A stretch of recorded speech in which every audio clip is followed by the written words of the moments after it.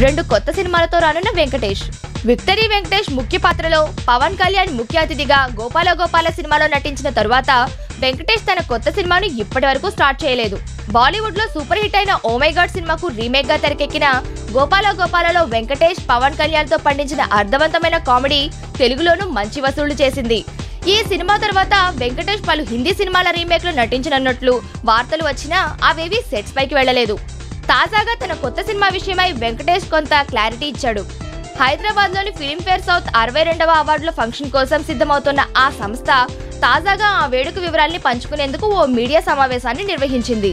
ఈ సమావేశానికి విక్టరీ వెంకటేష్ ప్రత్యేక అతిథిగా హాజరయ్యారు. ఈ సందర్భంగా వెంకటేష్ తన రాబోయే సినిమాల గురించి మీడియాకి వివరించారు. జూలై నెలలో తాను నటించబోయే 2 చిత్రాలను ప్రకటిస్తానని, ప్రస్తుతం ఆ 2 ప్రాజెక్టులకు సంబంధించిన ప్రీ ప్రొడక్షన్ కార్యక్రమాలు జరుగుతున్నాయని తెలుస్తోంది.